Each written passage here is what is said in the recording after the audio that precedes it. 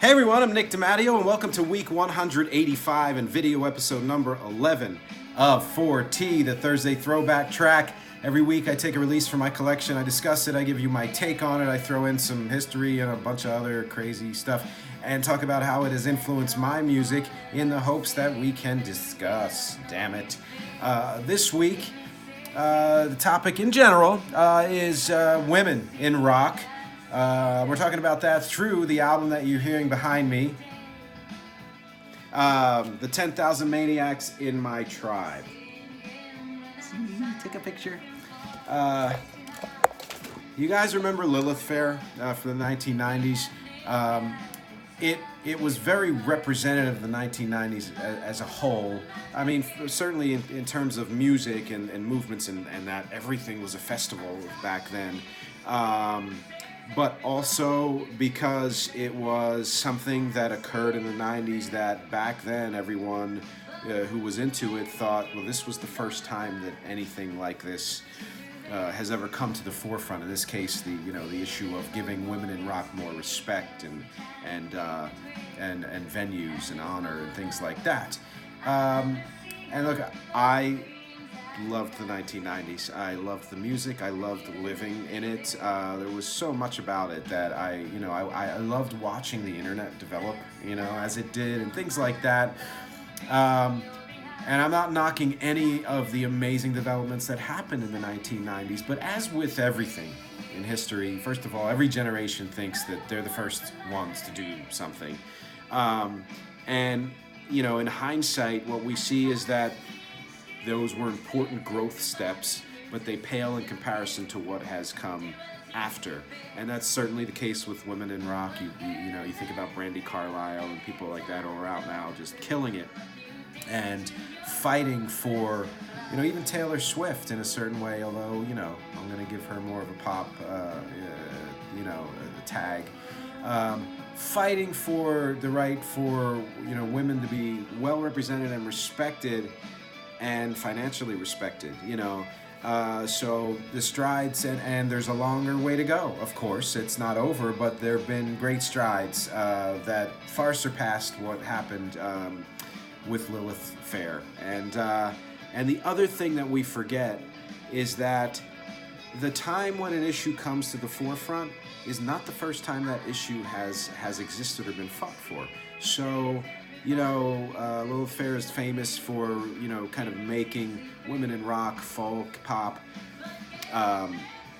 more popular and giving them more press and more places to play and things like that. But let's not forget that there were women in rock long before that, from the very beginning, really. Women in pop, women in R&B, even women in country had been getting their due in certain ways for a while.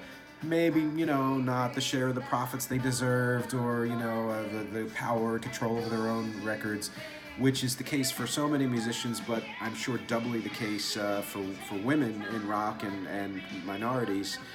But at least as far as popularity went, people like Madonna, Diana Ross, Dolly Parton, Aretha Franklin were all getting their due. But women in rock for the longest time were considered kind of a novelty, kind of an also-ran, something, an afterthought even. That even happened to the Go-Go's. As a matter of fact, there's a documentary coming out on them that's supposed to be really good, and they talk about how, when the record company saw them, they were like, oh yeah, that's cute, and kind of dismissed them and had no idea where they would go. But go back even further, in terms of, rock and folk rock and all of that, and you talk about people like Carole King, and I'm looking at my notes now, and Joni Mitchell, of course, Patti Smith, Stevie Nicks, Christy McVie. I liked Child of the 80s, Pat Benatar, and Joan Jett, and Chrissy Hynde even, of the Pretenders. I loved the Bangles, loved them, and the Go-Go's to a large extent. And I had, kind of a secret thing for Susie Sue from Susie and the Banshees and all those, the goth stuff.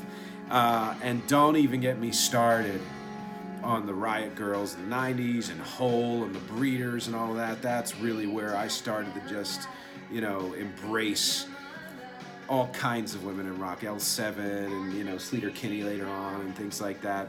And again, this not only continued to this day, but, you know, it's thrived. You know, I guess Haim, you know, is considered a band like that.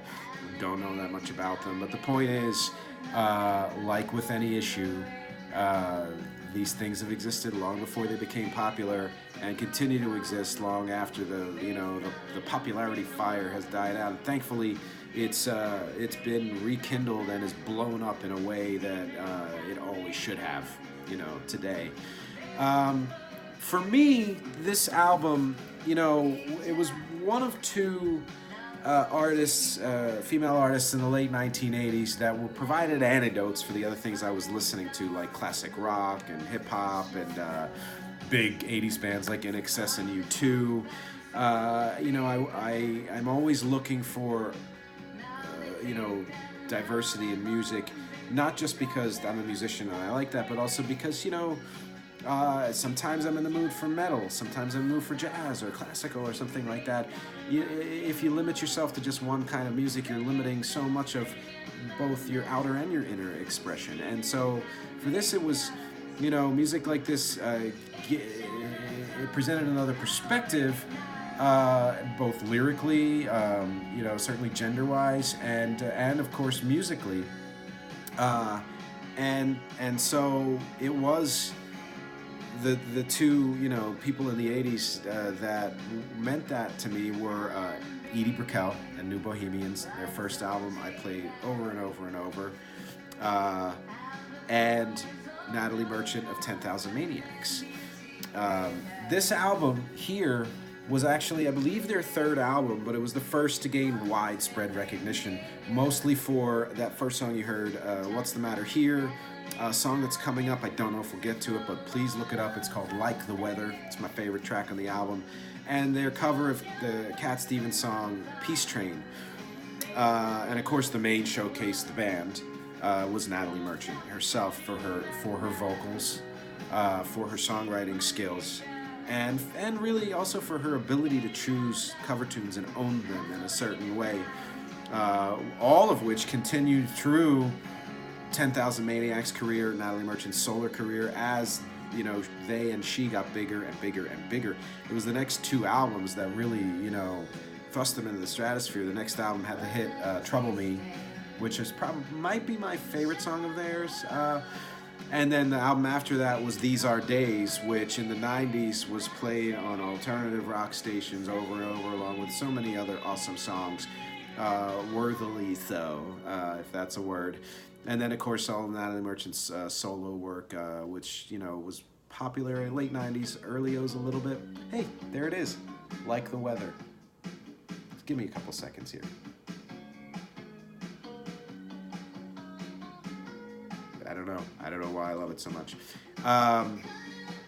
You know, and so, like with all music that I've absorbed, this kind of music really sank into me. And, you know, there have been plenty of times in my history where I have written mellow songs. It may not be my calling card, but it's you know, something that I like to and need to do frequently enough to provide another form of expression, another way of letting lyrics unfold and things like that. You can hear that to this day on you know, my recent song Final Call, or even The Garden, which is a weird song, but it has that kind of vibe to it. But you can hear it most prominently in an EP I released in the mid-90s called Black Eyed Susan, especially on the title track and on the opening track of that EP, Higher Ground Again.